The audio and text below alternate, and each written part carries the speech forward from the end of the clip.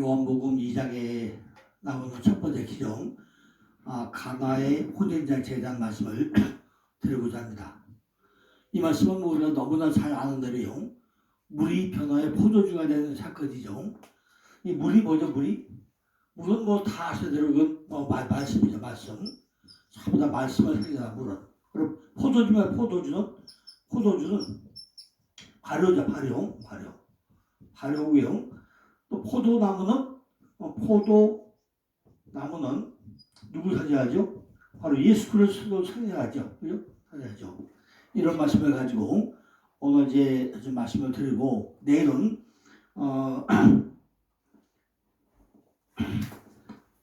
소아시아 7개 교회의 말씀을 내일 또 드리고자 합니다. 왜 그러냐면요, 지금까지 창세기 전체를 통해서 우리가 성경에 기록된 그 핵심 기억, 그죠? 구속사적 의미, 그걸 쭉 하고 다 들었잖아요. 창세기를요. 듣고 나면은 이제 그 말씀이 내게 뭘로 변화될 것인가, 내가 어떻게 적용될 것인가 하는 게 가장 중요하기 때문에 오늘은 가나 혼인자 된 말씀을 드리고자 합니다. 오늘은 좀 내용이 조금 길어가지고요, 좀 빨리 따발총을 쏴서 해야 될 것 같은데, 듣는 분들이요, 좀 집중적으로 들으시면은 아마 큰 은혜가 될 줄 믿습니다. 오늘 창세기 1장 2절에 보면요, 물이 궁창에서 나눠지고 또 에덴의 4대강에서 흘려가지고 에스겔 47장으로 흘러가는 걸 우리가 알 수 있죠. 에스겔 47장은 성전서 물이 스미어 나와 발목에 무릎이 허리에 흠집을 되었더라고 하죠. 그러고 어디죠? 쭉 창세기 1장의 핫샤웹이 나오고 나서 1장 2절에 궁창에 물이 흘러가가지고 쭉 흘려가지고 에덴의 4대강이 됐다가 쭉 흘려가서 어디 가죠? 에스겔 47장으로 갔다가 요한복음을 지나면서 요한계시록에 강까지 쭉 흘러갑니다, 물이. 그런데 중간에 보니까 이사야 55장 1절에 너희 목이 마른 자들아 물로 나오라. 돈 없는 자도 와라. 너희는 와서 사 먹되 돈 없이 값 없이 포도와 저를 사라. 이런 말씀이 나옵니다. 그런데 이 말씀이 목사님들이 잘 이해가 되시지 않는 거죠. 왜? 목마른 자들이면 누구나 전부 다 물려 나와서 물을 먹되 돈 없이 값 없이 먹으라고 하는 이야기인데, 왜 물 이야기 뒷부분에다가 왜 포도주와 저를 사라고 하느냐, 이걸 목사들이 얼마나 많이 이해를 하시는 거죠.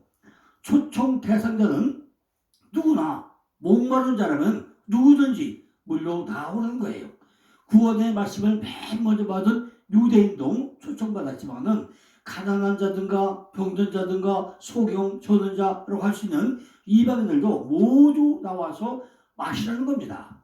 누가복음 14장 21절 설명해 보니까 길과 산울가에서 데려올 수 있는 사람이면 누구나 초대를 받는다는 것입니다.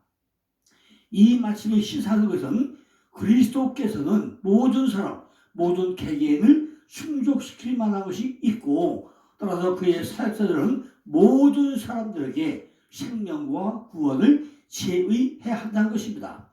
근데 어디죠? 초청 장소는 어디로 오라고요? 물로 나오라. 물로 뭐예요? 말씀하러 나오라. 말씀하러 물로 나오라는 거예요. 어디로 나오라고요? 물로 나오라. 물로 물가로 나오라는 거예요. 그리스도께 나오라. 그리스도께. 그는 열린 샘이고 신은 반석이기 때문에 물로 그죠? 반석으로 나오라는 거예요. 너희에게는 마치 물처럼 평범하고 흔한 것처럼 보일지 모르지만은 그리스도를 믿는 자들에게는 그 의미가 포도주와 젖 같아가지고 풍부한 영양분과 원기를 제국에 줄 거기 때문에 것입니다. 너희는 치유하는 물로 나오라는 거죠. 생명수로 나오라는 것입니다. 요한복음 7장 37절에 보니까 누구든지 목마르거든 내게로 와서 마시라고 그랬습니다. 너희가 어찌하여 양식 아닌 것을 위하여 돈을 소비하느냐. 돈 없이도 내게서 포도주와 젖을 얻을 수 있을 때 너희는 어찌하여 마른 떡 아니 거지 음식도 나오지 않은 것을 위하여도 돈을 허비하느냐는 거예요. 어찌하여 너희가 배부르게 하지 못하는 것들 넌 많은 떡보다 못한 것을 위하여 애를 쓰면서 수고하느냐는 거예요. 3절에 보니까 너희는 귀를 기울이고 내게로 나와 들으라는 거예요. 그러면 너희 영혼이 살리라고 말씀하고 있습니다. 뭐가 살아요? 너희 영혼이 살리라는 거예요. 내가 너에게 영원한 언약을 세우리니 곧 다윗에게 허락한 확실한 은혜라고 설명하고 있습니다. 너희는 영원한 멸망에서 구원을 받을 뿐만 아니라 영원한 축복도 받으리라는 것입니다. 왜냐하면 이 정도 것이 아니면은 불멸의 영혼을 살린 것이 절대로 없기 때문이라는 것입니다. 그리스도의 말씀은 영이고 요한복음 6장 33절이니까 생명이고 요한복음 6장 3절에는 영을 살리는 생명이고 또한 사도행전 5장 20절 보니까 생명의 말씀이라고 설명하고 있습니다. 그것은 바로 3절에 들어라. 그리하면 살리라는 거예요. 들어야 된다는 거죠. 내 자신이 너희와 계약을 관계를 맺고 너희는 계약 약속에 있을 것이며 그를 인해 가지고 다윗에게 허락한 확실한 은혜 위에 너희를 세우라는 거예요. 우리에 대한 하나님의 언약은 영원한 언약이라는 것입니다. 그것은 영원 전부터 계획되고 영원까지 계속된다는 그런 언약이라는 거예요. 그것들은 다윗의 삶이 즉 하나님께서 시편 89편 28절 9절에 다윗에게 약속하신 자비이고 솔로몬에는 대하 6장 40절에 주의 종 다윗에게 베푸신 은총이라고 부르고 호소하고 있다는 것입니다. 그것은요 예레미야 33장 25절 26절에 하나님께서 다윗과 맺은 언약인데 왜 확실한 언약이라는 거예요. 다윗 왕의 언약은 사무엘상 23장 5절에서 은혜의 언약에 대한 예표라고 합니다. 그죠? 여기서 우리는 다윗을 메시아로 이해를 할 수 있다는 것입니다. 언약의 자비는 모두 메시아의 자비죠. 그는 모든 언약의 자비를 사셨기 때문입니다. 그는 중보자이시며 계약의 수탁자이죠. 사도행전 13장 34절에 보니까 이것은 그리스도께 적용되고 있다고 합니다. 그것은요 다윗에게 허락하신 은혜이고 따라서 확실한 은혜라는 것입니다. 왜냐하면 그리스도 안에서 하신 약속들은 전부가 강한 것이고 아멘할 수 있는 것이기 때문이라는 것입니다. 이 말씀은 요한복음의 물이 포도주가 되는 말씀의 예표라고 할 수 있습니다. 물이 포도주 변하는 말씀은 이사야 선지자를 통해서 말씀하셨는데 이 말씀을 예수님께서 오셔가지고 직접 요한복음에서 아주 자세하게 설명해주고 있습니다. 5절 보니까 네가 알지 못하는 나라를 부를 것이며 너를 알지 못하는 나라가 네게 달려올 것은 나 여호와 네 하나님 곧 이스라엘의 거룩한 자를 이남이라 내가 너를 영화롭게 하리라. 그래요. 네가 알지 못하는 나라가 있다고 설명합니다. 왜 이방인이 이처럼 그리스도로 모이는가? 그것은요 여호와가 그의 하나님이시기 때문입니다. 또한 그는 하나님의 아들이시며 권능으로서 그렇게 선포되기 때문이라는 것입니다. 그들은 지금 그의 하나님은 자기들과 관계 있는 분이시며 그의 아들들에게 참여하지 않고서는 하나님께 나아갈 수 없다는 것을 깨닫기 때문이라는 것입니다. 하나님을 알게 되고 하나님과 이해관계를 알게 된 자들은 예수 그리스도로 달려가지 않을 수 없다는 것입니다. 예수 그리스도는 하나님과 인간 사이의 유일한 중보자이기 때문이라는 것입니다.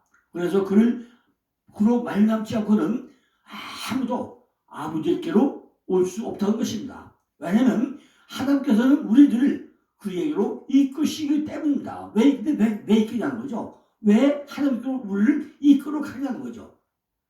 이는 그가 이스라엘의 거룩한 자요 약속의 신이시라는 자이기 때문입니다. 그가 부활과 승천으로 영광을 받은 것은 무수한 사람들을 자기에게 달려간 증거라는 것입니다.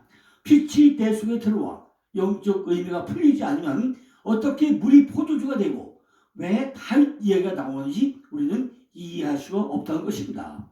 왜 룻기서에서 맨 마지막에 뭐가 되죠?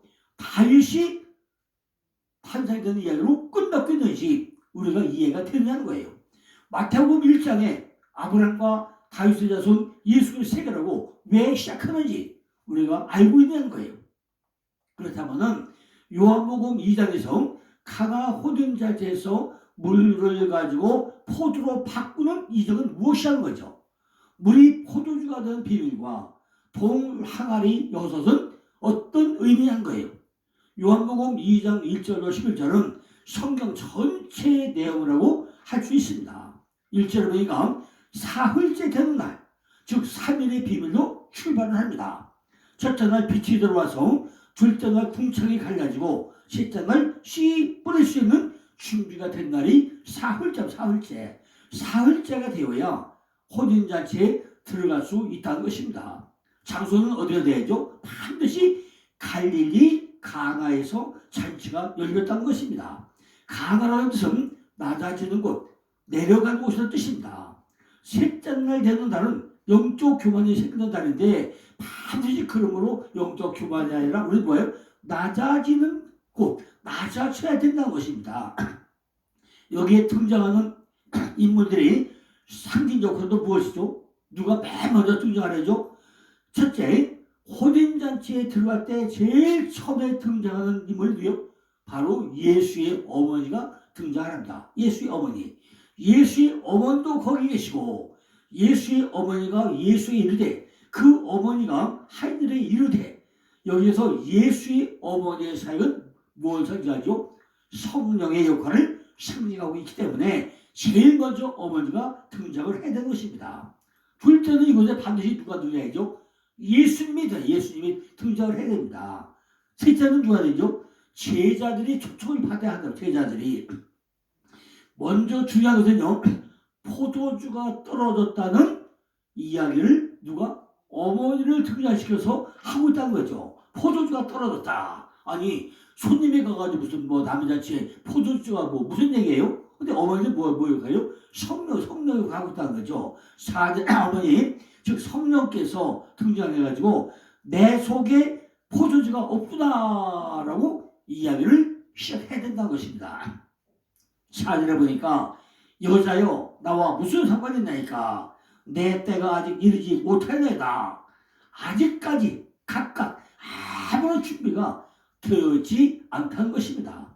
주님께서 사역을 하러 가는데 돌아보니 아무도 각각 준비가 아무도 안 되어 있다는 거예요. 그런데 그러자 어머니가 하인들에게 무슨 말을 하시든지 그대로 하라고 명령을 내리죠. 아니 남의 집에 손님으로 가가지고 하인들에게 거기 여대장도 있는데 여대장이 원래 주인공 아닙니까? 그런데 여대장을 지켜놓고 왜 하인들에게 지시를 하냐는 거죠. 실제로 보니까 예수께서 항아리에 물을 채우라 하신즉 아구까지 채우니 모든 것을 삶 속에서 적용시켜야 한다는 거죠. 자, 여기 하늘의 세계가 일어났습니다. 목사님들과 여러분들은 어떤 하나를 좋아하십니까? 하나님의 은혜는요, 23세대를 하는 문제가 23세대인데 그 쉽게 말하면 피가 이거 말씀이죠. 23세대래요. 어느 항아리가 제일 물이 많이 들어갈까요? 요 항아리는요, 요 입구밖에 안 들어가요. 요 입구밖에 안 들어가요. 요 똑같이 알아요. 똑같이 어디 보면 이 항아리 꽉 차고 나면요, 입이 크니까 이 배만큼 들어가잖아요. 어떤 항아리를 준비하겠습니까? 첫째는 돌 항아리, 리기노스, 돌로 된 항아리, 물 항아리요. 피드리야. 돌 항아리를 준비하는 거예요. 돌 항아리는 내 속에 강화, 낮아짐, 겸손하게 되었을 때 준비가 된다는 거예요. 낮아짐이 되었을 때. 여섯째 날에 시작이 되어야 돌 항아리가 된다는 거예요. 여섯째 날, 아담에서 뭐하냐? 아담은 사람인데 짐승 같은 사람이죠. 근데 아담하고는 뭐죠? 하나님이 만들거나 그 사람이 돼야 된다 그죠? 그래야 내가 낮은 데로 내려갈 수 있어. 근데 우리는 모두 뭐죠? 전부 다 잘난 척하는 사람뿐이에요. 우리가 아직 사람인데 짐승 같은 사람이면서 뽐내고 사는 이름이 너무 많다는 거죠. 낮아질 수밖에 없는 내가 내 속에 주인을 모실 삶을 살아야 하는데 안 그렇다는 거예요. 그런데 내 속에 과연 주인이 있느냐 우리 안에. 내가 교회 30년 다녔는데 과연 내 안에 주님이 정말 그분이 내 주인이 됐냐는 거예요. 그냥 교회 방문하면 왔다 갔다 바꾸던 사람이 얼마나 많이 한 것입니다. 낮아질 수밖에 없는 내가 내 속에 주인을 모신 삶을 살아야 하는데 과연 내 안에 그 주인이 있느냐는 거예요. 그래서 첫 번째, 왜 내가 낮아져야 하는 갈릴리 강에서 해가 지어야 되는지 우리가 그걸 반드시 깨달아야 된다는 거죠. 갈릴리는 히브리 명칭으로 원 혹은 순회, 돈다, 원, 돌고 돈다는 뜻이죠. 예수님은 가장 초기에 제자를 모았던 곳이 갈릴리예요. 베드로, 안드레, 야고보, 요한, 빌리, 바돌레메, 도마, 마태, 작은 야고보, 다데오 모든 다오들을 다 어디요? 갈릴리 출신이세요. 왜 갈릴리 출신이죠? 갈릴리는 뭐예요? 돌고 도는 순한 곳이기 때문에 거기서 전부 다 11제자를 선택을 합니다. 사도행전 2장 7절 보니까 처음에 12제자 중에 유일한 유다 출신 가룟 유다가 제외되고 이제 갈릴리인으로 이루어진 사도의 무리가 오순절에 구경꾼의 증인으로 확증을 두고 있다는 거죠. 내가 가나가 되었다는 것은 이사야 64장 8절에 보니까 여호와여 주는 우리 아버지시다. 우리는 친형이요 주는 토기장이니 우리는 다 주의 손으로 지으신 것이라 것을 우리가 인정하고 내가 친형인 것을 알아야 내 안에 주님을 모시고 그분을 인정하게 된다는 것입니다. 창조해가지고 그렇게 되었다는 거예요. 하나님께서는요 창조하실 때 우리에게 존재를 허락하시고 사람으로 만드셨으며 자기 좋으시대로 우리를 형성을 해가지고 한 형상과 모양대로 우리를 만들어냈다는 것입니다. 왜? 우리는 신령이고 주는 토기장이잖아요. 하나님의 뜻대로 한 형상과 모양대로 우리를 만들어놨다는 거죠. 그래서 주님은요 돌 항아리를 우리에게 준비시킨 것입니다. 내가 목사건, 내가 장로건, 권사건, 집사건 다 소용없어요. 그죠? 내가 항아로 내려가야 내가 지은 것을 알아야 돌 항아리를 준비해야 주님이 어디로 가죠? 내 안에 주인으로 들어와가지고 나를 지배하기 때문에 먼저 돌 항아리를 준비를 하는 것입니다. 그런데 두 번째 뭐죠? 돌 항아리 몇 개? 돌 항아리를 6개를 준비해요. 6개. 6자. 아까 6이 뭐죠? 6단 뭐라고요? 6단은 사람을 만드는데 그 아담이라는 숫자가 심슨 같은 사람인데 이것이 뭘로 가야 돼요? 하아다마에서 하아다마흐로 가야 돼요. 그러니까 창세기 1장 26절 8절 보니까 하나님이 가라사대 우리의 형상을 따라 우리의 모양대로 우리가 사람을 만들고 그로 바다의 고기와 공중의 새와 육축과 온 땅에 기는 것과 모든 것을 다스리게 하시고 하나님이 자기 형상 곧 하나님의 형상대로 사람을 창조하시되 남자와 여자를 창조하시고 하나님이 그들에게 복을 주시며 그들에게 이르시되 생육하고 번성하여 땅에 충만하라 땅을 정복하라 바다의 고기와 공중의 새와 땅에 움직이는 모든 생물을 다스리라고 그랬죠. 그럼 6절에 뭐죠? 6절에 항아리 6이 놓여 있다고 항아리 6. 6이라는 뜻은요 힘 대리석, 점 없는 것, 흠 없는 것, 티 없는 것 이런 뜻입니다. 결국 6개의 동안은 뭐예요? 깨끗하고 흠 없는 힘 대리석 같은 항아리를 만들어 놓으라는 거예요. 그죠? 아담이 심리 같은 사람이 되지 말고 아주 깨끗하고 점이 없는 티 없는 이런 대리석 항아리를 만들어 놓으라는 거예요. 이러한 물통은 의식법상 부정을 율법적으로 점할 수 있는 쓰여졌다고 있다는 거죠. 마가복음 7장에 보니까 유대인들요 손을 씻기 전에는 먹지 않았다고 했어요. 여기에 6개의 큰 물 하나가 있는 것도 그 때문에 한 거죠. 손을 씻어서 깨끗하게 해야 돼요.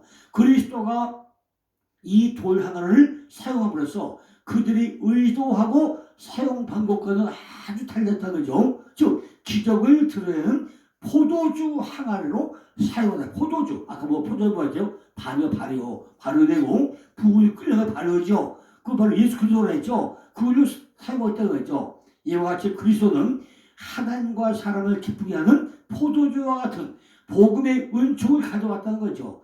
유익하고 비작한 성질의 물과 같은 율법의 그림자를 가져온 것이 아니라 한 번도 포도주화로 상주하는 물 항아리 그걸 가져왔다는 거죠. 물 항아리는 향기를 보존하는 데 적합하다는 것입니다. 흰 대리석이 되려면은 첫째 날부터 여섯째 날까지 차례대로 단계대로 전부 다 걸어와야만이 첫째 날부터 여섯째 날이 되는 거 아니겠습니까? 건너뛸 수 없다는 거죠. 이것은 하나님의 형상대로 모양대로 회복되는 것을 뜻하고 있는 것입니다. 흰 대리석이 되어야 남자와 여자가 한 형상이 된다는 것입니다. 하나님은 여섯째 날에 사람을 창조하시되 남자와 여자를 창조했다고 그러잖아요. 흰 대리석은 아담이 사람이 된 것이고 남자와 여자가 된 것을 상징하고 있는 것입니다. 자카르, 자카르는 남자죠. 씨를 가진 자, 씨를 떨어뜨린 자, 네케바, 반농사, 여자를 의미하죠. 암컷을 의미하죠. 그러니까 자카르 네케부, 이것이 이루어지는 상태라는 거죠. 네케바는 이익을 남자한다는 의미이고 반농사를 잘 지었는데 여자는 삶을 잘해야 되죠. 그죠? 그냥 삶을 잘해야 돼요. 씨를 뿌리면은 전부 다 알곡을 만들어내야죠.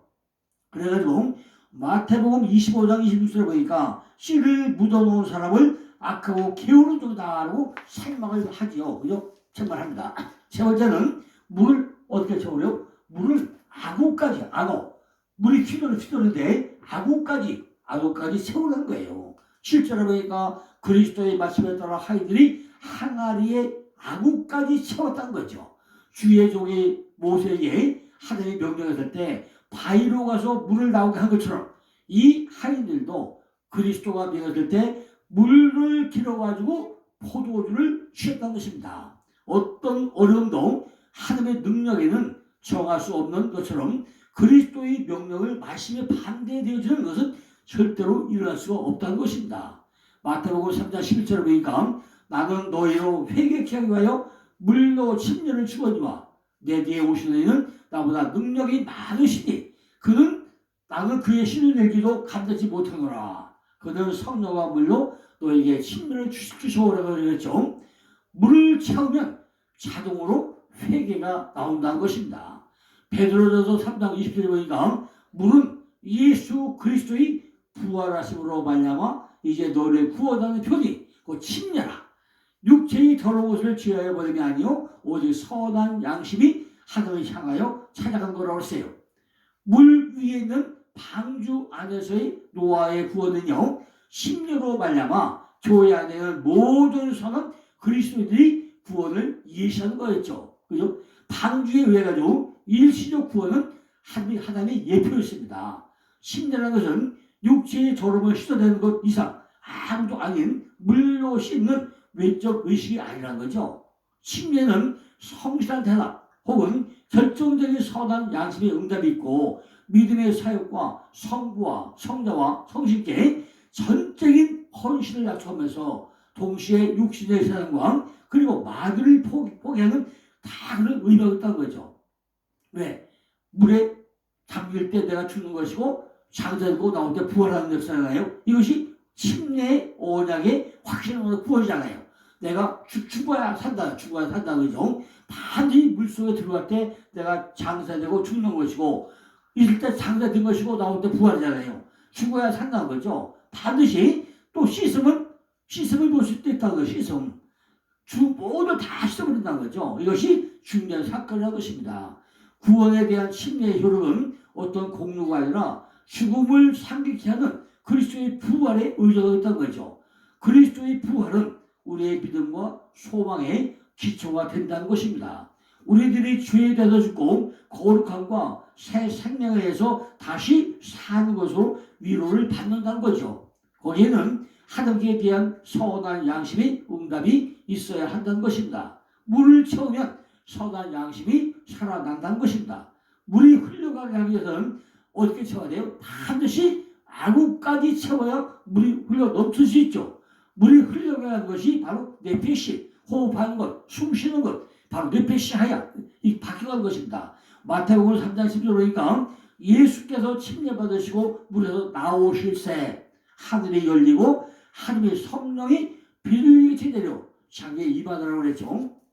이렇게 반드시 물 침례를 받아야 성령 침례를 받을 수 있는 것으로 우리가 준비를 시키고 있다는 것입니다. 성령 침례를 받아야 마태복음 3장 17절에서 하늘에서 소리가 있어 말씀하시되 이는 내 사랑하는 아들이요 내 기뻐하는 자라고 그 소리를 우리가 들을 수 있다는 거예요. 네 번째는요, 물을 아구까지 채우면 뭐가 어떻게 되느냐. 그죠? 그리스도 말씀에 따라서 하인들이 항아리에 아구까지 채웠다고 했죠. 주의 종이 모세에게 명령했을 때 바위로 가서 물을 나오게 한 것처럼 이 하인들도 그리스도가 명령할 때 물을 길어가지고 포도주를 취했다고 했습니다. 이제까지 어떤 어려움도 하나님의 능력에는 저항할 수 없는 것처럼 그리스도의 명령의 말씀에 반대되는 것은 일어날 수가 없다는 거죠. 물을 아구까지 채웠으면 이제부터 뭐가 돼요?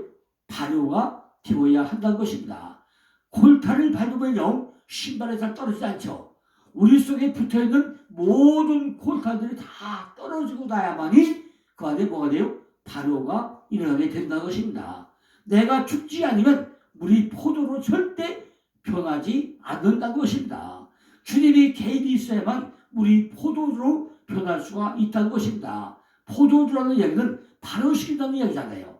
어제나 오늘이나 하나님은 동일하신 하나님인데 발효되지 않는 사람은 생명이 자라지를 않는다는 것입니다.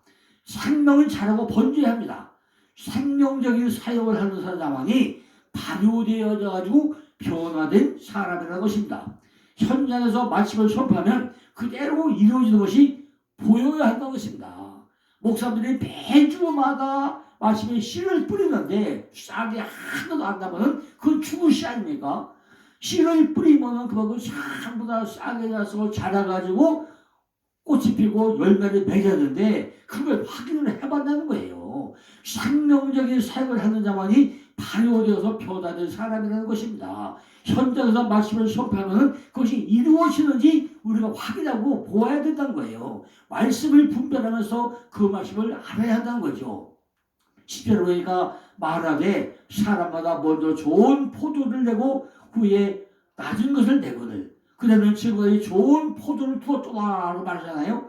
낮은 포도주는 혼인집에 첫 등장했던 예수의 어머니가 포도주가 떨어졌다고 말해야 그때부터 물의 사역은 시작된 것이고 내가 달라지려고 몸부림쳐야 낮은 포도주는 발효되기 시작되고 발효가 되어야 좋은 포도주가 된다는 것입니다. 지금까지 창세기 전체를 통해서 구속됐다는 영적 의미를 들었으면은 이제 그 말씀들이 내 안에 뭐예요? 발효가 돼가지고 불불 끓어가지고 내가 변화야 회중들이 변하고 씨를 뿌려야 싹이 나고 싹이 나고 확이 돼야 그것이 교회가 붕괴되는 것이지 매주마다 씨만 뿌리고 죽었는지 나오는지 확인도 안 하고 있으면 그 싹이 자라나게 된 거예요. 그죠? 목토에 뿌렸으면 목토가 뿌려졌는지 싹이 나왔는지 열매가 맺는지 얼마나 수가 걷는지 우리가 확인해봐야 되잖아요. 과연 발효가 되는지 우리가 확인해봐야 된다는 것입니다. 마태복음 9장 10절 보니까 포도주를 낡은 부대 속에 넣지 아니하니 그렇게 되면 부대가 터져가지고 포도주가 쏟아지고 부대가 버리게 되버렸어요. 새 포도주를 새 부대에 넣어야 된다고 한 거 했잖아요. 내가 지금까지 1년 동안 말씀을 들었으면요 내가 발효돼가지고 정말로 말씀이 어떻게 지금 사역하고 있는지 우리가 확인해봐야 할 거 아니겠다는 거죠. 에베소 1장 10절 보니까 우리 주 예수 그리스도의 하나님 영원의 하나님께서 지혜와 계시의 정신을 너에게 주사 하나님을 알게 하시고 그랬어요. 이러한 지식은요 우리 주 예수 그리스도의 하나님께로부터 온다는 거죠. 주는 지혜의 하나님이시고 주께로부터 오는 것 이외에 어떤 다 바른 구원이 없다는 거죠. 그러므로 우리는 주 예수 그리스도 하나님이시며 영광의 하나님에게 이 지식을 간구해야 한다는 거죠. 그래야 본래 힘을 그것이 본래적인 히브리 정신이라는 거예요. 하나님은 스스로 무한한 영광을 지지고 계신 분이죠. 그 피조물은 그의 모든 영광을 하나님께 돌려야 마땅하다는 거죠. 또한 하나님은 모든 영광이 주체자이라는 거죠. 그의 성도는 그 영광으로 옷 입고 있고 또 옷을 입힐 거라는 거죠. 이제 하나님께서는요 지혜의 성령을 주심을 통해서 우리에게 또 지혜를 주신다는 거죠. 왜냐하면 하나님의 성령은 성도들의 선생으로 지혜와 계시 성령이 때문인 것입니다. 우리는 말씀 가운데 성령의 계시를 이미 받았잖아요. 만약에 우리가 마음 가운데 성령의 길을 갖고 있지 않다면 성령의 계시가 무슨 소용이 있겠냐는 거죠. 그죠? 우리는요, 정말 이렇게 주 옆에 가르고 나면요, 낮은 포도주가 떨어져야 갈 수 있다는 거예요. 낮은 포도주가. 날이 갈수록 설교가 새로워지고 설교가 신나는 목회가 해야만이 목사들도 목회가 신난다는 거죠. 생명의 사역은 이상하네, 좋아졌네, 우리 목사님 날도 새로워졌네, 이렇게 날마다 좋은 포도주로 바뀌어야 되는데 우리가 바뀌고 있는 거죠. 로마서 13장 11절 12절 보니까 또한 너희가 이 시기를 알거니와 자다가 깰 때가 벌써 되었으니 이제 우리의 구원이 처음 믿을 때보다 가까워졌다고 그랬어요. 밤이 깊고 낮이 가까웠으니 그러므로 우리가 어둠의 일을 벗고 빛의 갑옷을 입자고 합니다. 낮은 포도주는 먹고 술 취하죠. 자고 있다는 거예요. 우리가 자고 있다는 거예요. 근데 지금은 자다가 깰 때라는 거예요. 자다가 깰 때라는 거예요. 처음 포도주보다 좋은 포도주가 나와가지고 점점 발효가 되었으면 낮으로 나와야 된다는 것입니다. 어둠의 일을 참다 벗어나고 뭐야지? 빛의 갑옷을 입어야 된다는 거예요. 빛의 갑옷을 입으면 첫째 날 빛이 광채가 되어가지고 완전히 멀리까지 빛을 거 아니겠습니까? 빛의 갑옷을 입은 사람들은요, 13절에 낮에와 같이 단정히 행하고 방탕과 술 취하지 말며 음란과 호색하지 말며 쟁투와 시가지 말고 분별하면서 생명을 살리는 일을 절대적으로 해야 된다는 것입니다. 14절에가 오직 주 예수 그리스도를 옷 입고 정욕을 위하여 육신의 일을 도모하지 말라고 그랬어요. 왜 그러냐? 우리 속에는요, 야곱과 같은 또 에서와 같은 양면을 가지고 살았잖아요. 야곱과 에서가 쌍둥이잖아요. 빛과 어둠, 위와 아래, 좌와 우, 남자 여자 다 쌍둥이 태어나잖아요. 왜 우리가 어느 쪽에 설 거야 되죠? 반대로 우리는 오른편에 서야 돼요. 로마서 8장에서 보니까 이와 같이 성령도 우리의 여러분 도우시다니 우리가 마땅히 빌바를 알지 못하나 오직 성령이 말하는 탄식으로 우리를 위하여 지지 간구한다고 했어요. 그죠? 그래서 우리 포도를 표현할 때도 성령의 역할인 예수의 어머니가 매일 먼저 등장을 해가지고 와서 포도주와 젖을 사라. 어디서? 이사야에서 그게 부릅니다. 와서 포도와 젖을 사라고 하는 거예요. 그죠? 여기서 포도주와 젖도 무슨 뭐죠? 포도와 젖은 유다서의 주 3분이잖아요. 우리가 정말 눈이 밝아지네요. 창세기 4주에 10절 보니까 그 눈은 포도주로 인해 붉게 있고 그 이유는 우유로 인해 휘르다 그랬어요. 왜? 창세기 40절 10절을 봐요. 그 눈은 포도주로 인하여 붉게 있고 그 이는 우유로 인해 휘르다 했습니다. 우리가 정말로 가나 혼자처럼 피곤해가지고 정말로 말씀을 받아서 보면 이제는 내가 발효된 역사가 있어서 교회마다 부흥되고 성당대회를 간절히 기원하 드립니다. 내는 이제 내 안에 교회가 지어졌으면 7개 교회 어떻게 지어졌는지 내는 이제 소아시아 7개 교회 요점만 또 설명을 드렸습니다. 감사합니다.